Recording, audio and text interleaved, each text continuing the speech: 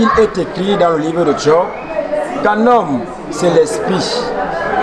C'est-à-dire, également, je dis que je le disais dans le livre de Jean 6, que la chair ne sert de rien, mais c'est l'esprit qui vivifie.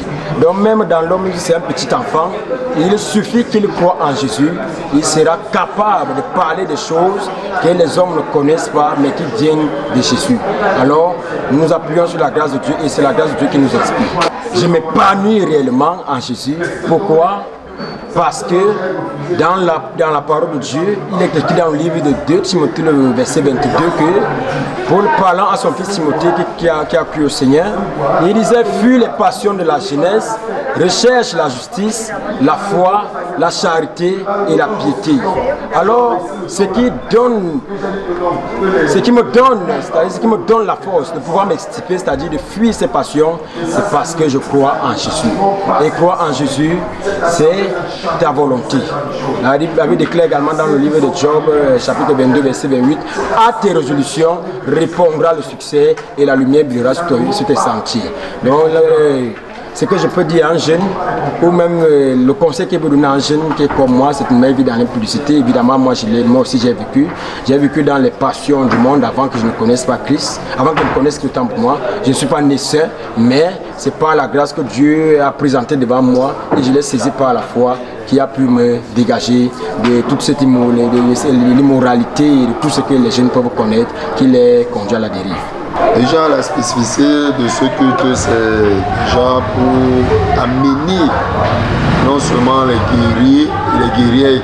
Quand on parle de guerriers et les guerrières, ce sont des enfants qui sont en âge de 14 ans à 25 ans, voire 30 ans, et qui non seulement ne sont pas mariés et qui aussi n'ont pas d'enfants. Non, qui n'ont pas d'enfants, qui n'ont pas enfanté. Ce sont ceux-là qu'on appelle des guerriers et des guerrières. Et maintenant, la spécificité ici de ce culte, c'est de les ramener, de les faire comprendre que véritablement Dieu, lui, les utilise. Dieu les utilise et que Dieu peut les utiliser.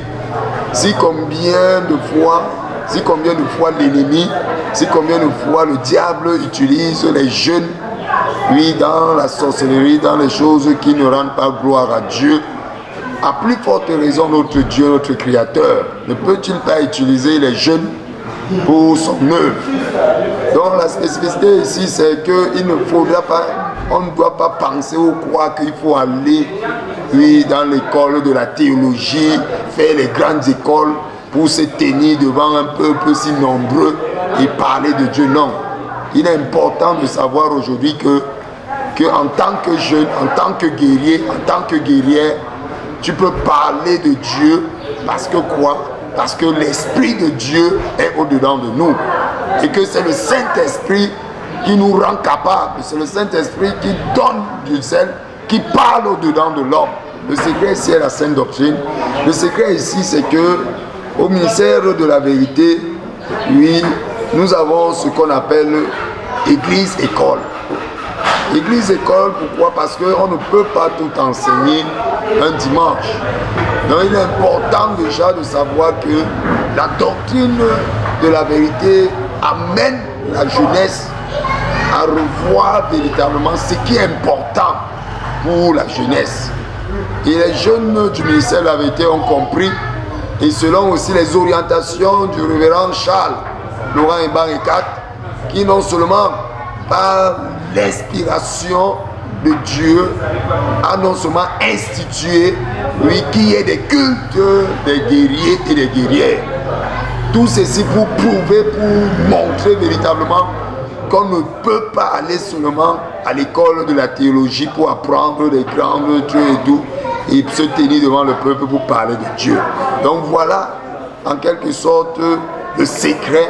Le secret, c'est quoi? C'est la sainte doctrine, c'est d'enseigner les enfants à vivre dans la sainteté, dans la chasteté, dans la vérité. Voilà le secret. Et surtout dans l'obéissance, de ne pas être rebelle vis-à-vis des parents, vis-à-vis de la parole de Dieu, et de savoir craindre l'Éternel, que c'est l'Éternel notre Dieu qui est notre soutien, notre force. Voilà le secret. à ceux qui sont encore, oui, dehors, qui montent et qui descendent. Quand bien même ils respirent, ils sont morts de manière spirituelle. Moi, le message que je peux leur lancer, c'est de venir à Christ. C'est de venir à Christ parce que en Jésus, c'est la vie, c'est la joie, c'est le bonheur. Oui, au lieu de monter et de descendre, ils connaîtront, oui, cette joie que le monde ne connaît pas. Oui, le monde ne connaît pas. Le Seigneur, dans sa prière sacerdotale, disait à son Père que oui, les paroles que le Père, son Père lui a données, il nous l'a donné. Et le monde a refusé ceux-là qui ont non seulement accepté cette parole. Donc j'interpelle la jeunesse, oui, de venir à Jésus, d'où ils ne seront jamais ébranlés, jamais perdus, mais ils seront dans la joie, une joie qui ne leur sera jamais ôtée et jamais volée.